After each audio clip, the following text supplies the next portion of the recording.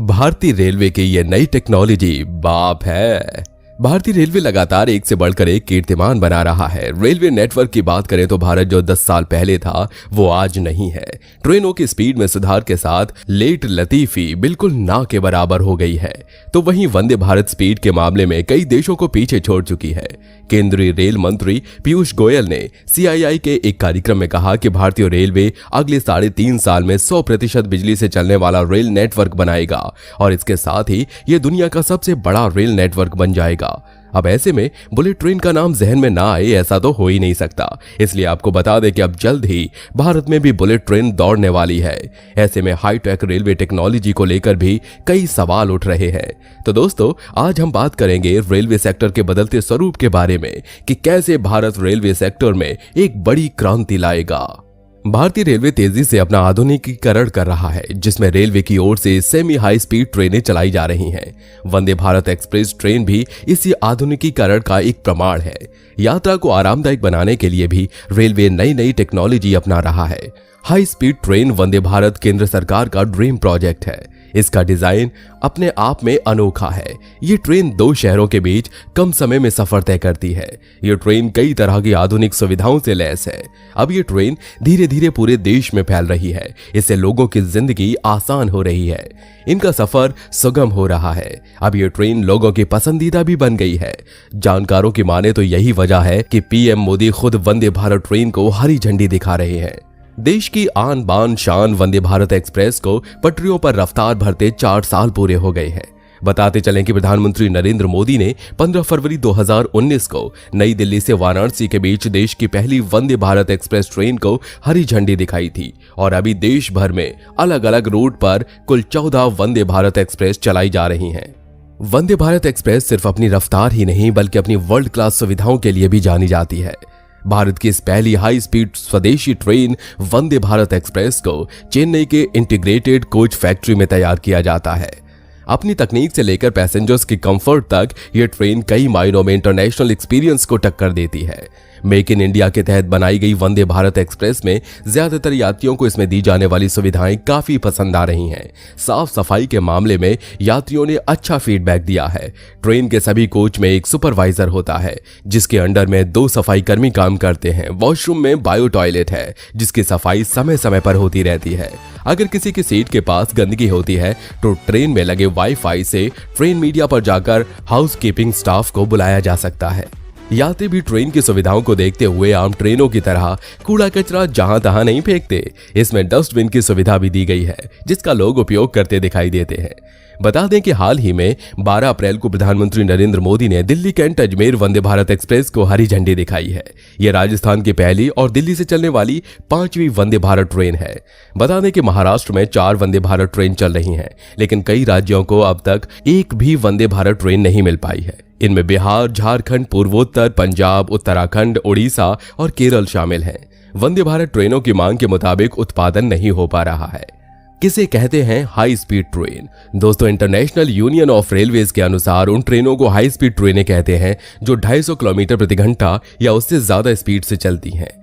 देखा जाए तो ये आम चलने वाली ट्रेनों से अलग है। ऐसी ट्रेनों की पूरी ट्रैक सामान्य ट्रेनों से अलग होती है और इसमें आधुनिक इंजन लगाए जाते हैं। इसके इंजन का आकार एरोडायनेमिक टाइप का होता है, जो हवा को चीरते हुए तेजी से आगे बढ़ता है। ये ट्रेन खास तौर से बनाई गई हाई स्पीड लाइन पर चलाई जाती है। स्टील की खास लाइन होती है और घुमावदार स्थानों को खास तरीके से डिजाइन किया जाता है ताकि इसकी स्पीड मोड़ के कारण कम ना हो। यहाँ पर उन्नत सिग्नल सिस्टम का इस्तेमाल किया जाता है। इस तरह से ट्रेन का संचालन अच्छी तरह से होता है।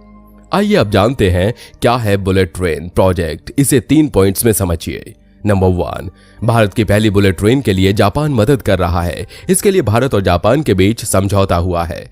भारत की पहली बुलेट ट्रेन अहमदाबाद से मुंबई के बीच चलेगी। इसके लिए 508.09 किलोमीटर लंबा हाई स्पीड रेल कॉरिडोर बनाया जा रहा है। 463 किलोमीटर का कॉरिडोर जमीन के ऊपर होगा और 26 किलोमीटर का कॉरिडोर टनल में बनाया जाएगा। नंबर 2, यह बुलेट ट्रेन गुजरात, महाराष्ट्र और दादरा नगर हवेली से गुजरेगी। इसमें 12 स्टेशन होंगे। इनमें से 8 स्टेशन गुजरात और 4 महाराष्ट्र में बनाए जाएंगे। इस ट्रेन की रफ्तार 320 किलोमीटर प्रति घंटा होगी। इस प्रोजेक्ट की पूरी जिम्मेदारी national high speed rail corporation की है। नंबर 3, 2020 में जापान ने भारत में दौड़ने वाली बुलेट ट्रेन की तस्वीर जारी की थी। इसमें बताया गया था कि E5 सीरीज की शिंकानसेन बुलेट ट्रेन भारत में दौड़ेगी। ये ट्रेन 255 मीटर लंबी होगी और इसमें 10 बोगियां होंगी। शुरुआत में 24 में से 6 ट्रेनों को भारत में असेंबल किया जाएगा।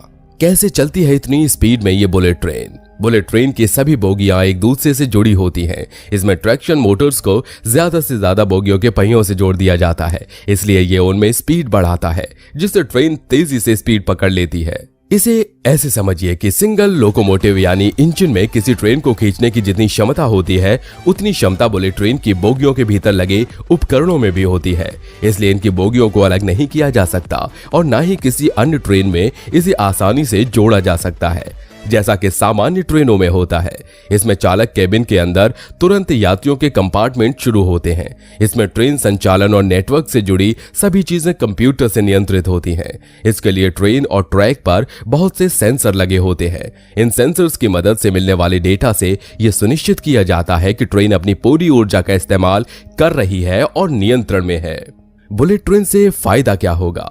दोस्तों, NHSRCL ने अपनी रिपोर्ट में अनुमान लगाया है कि पूरी तरह से बुलेट ट्रेन शुरू होने का बाद हर दिन 17,900 यात्री इसमें सफर करेंगे। वहीं 2053 तक हर दिन 92,900 यात्री बुलेट ट्रेन से सफर कर सकते हैं।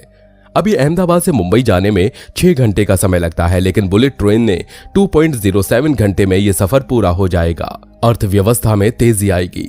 लंदन स्कूल ऑफ इकोनॉमिक्स और यूनिवर्सिटी ऑफ हैम्बर्ग की एक स्टडी बताती है कि जिन देशों में हाई स्पीड रेल सिस्टम है, वहां की GDP में 2.7% तक का इजाफा हुआ है। इसके अलावा इस प्रोजेक्ट से 90,000 नौकरियां भी पैदा होने की उम्मीद है। इस प्रोजेक्ट में 75 लाख टन सीमेंट और 21 लाख टन स्टील का इस्तेमाल होगा, जो भारत में ही बनेगा। पर्यावरण भी सुधरेगा। हाई स्पीड रेल से कार्बन का उत्सर्जन भी कम होगा। UIC की रिपोर्ट के मुताबिक 600 किलोमीटर की यात्रा में बुलेट ट्रेन से 8.1 किलो कार्बन का उत्सर्जन होता है, जबकि इतनी ही दूरी की हवाई यात्रा पर 93 किलो और कार से सफर में 67.4 किलो कार्बन निकलता है। बुलेट ट्रेन को हकीकत में तब्दील करना इतना आसान काम नहीं है। वजह है इसमें होने वाला भारी भरकम खर्च और लेटेस्ट टेक्नोलॉजी। अहमदाबाद और मुंबई के बीच बुलेट ट्रेन चलने के लिए कुल लागत 1,08,000 करोड़ रुपए आने का अनुमान है। भारत और जापान के बीच प्रगाढ़ होते संबंधों के चलते ये दोनों दिक्कतें खत्म हो गई हैं। जापान ने पहले ही भारत को 88,000 करोड़ रुपए बतौर कर्ज देने पर सहमति जता दी है। खास बात यह है कि इस कर्ज पर ब्याज नहीं के बराबर है। इसी के साथ इस कर्ज को भारत 50 साल में जापान को चुकाएगा। बुलेट ट्रेन के लिए दिए गए इस कार्य पर 0.1% के ब्याज को जोड़ें तो 88,000 करोड़ रुपए के कर्ज के बदले भारत को जापान को 90,500 करोड़ रुपए चुकाने होंगे, यानी केवल 2500 करोड़ रुपए ज्यादा। इसके अलावा जापान से मिले इस कर्ज में एक सहूलियत यह भी है कि कर्ज की अदायगी में 15 साल का ग्रेस पीरियड है। इसका मतलब यह हुआ कि बुलेट ट्रेन के लिए मिले कर्ज की किस्त बुलेट ट्रेन शुरू होने के 15 साल बाद शुरू होगी। अगर भारत 7 साल बाद बुलेट ट्रेन बनाने की शुरुआत करता तो 2500 करोड़ रुपए तो महंगाई की वजह से ही भर जाते। ऐसे में ये सौदा घाटे का सौदा तो बिल्कुल नहीं है। इतना ही नहीं, जापान से कर्ज के साथ भारत को बुलेट ट्रेन की सबसे बेहतरीन और सुरक्षित तकनीक भी मिलेगी। मेक इन इंडिया के तहत बुलेट ट्रेन प्रोजेक्ट में इस्तेमाल होने वाली तकनीक के कल पुर्जे भारत में ही बनेंगे। इस वजह से देश में सहयोगी उद्योग बढ़ेंगे और लोगों को रोजगार मिलेगा। नई तकनीक आने से हमारे देश के इंजीनियर्स को इसको समझने का मौका मिलेगा। इसके अलावा कर्ज और तकनीक के साथ जापान भारत को बुलेट ट्रेन के संचालन और रखरखाव की ट्रेनिंग भी देगा। यानी बुलेट ट्रेन प्रोजेक्ट के जरिए देश में मेक इन इंडिया का भी विस्तार होगा, तो वहीं देश में लोगों को नए रोजगार भी मिलेंगे। तो दोस्तों, वीडियो कैसी लगी हमें कमेंट सेक्शन में बताइएगा। साथ ही वीडियो पसंद आई हो तो वीडियो को लाइक करिए, अपने दोस्तों के साथ और फैमिली के साथ शेयर करिए और चैनल पर नए हैं तो सब्सक्राइब करके बेल आइकन को प्रेस करना बिल्कुल मत भूलिए।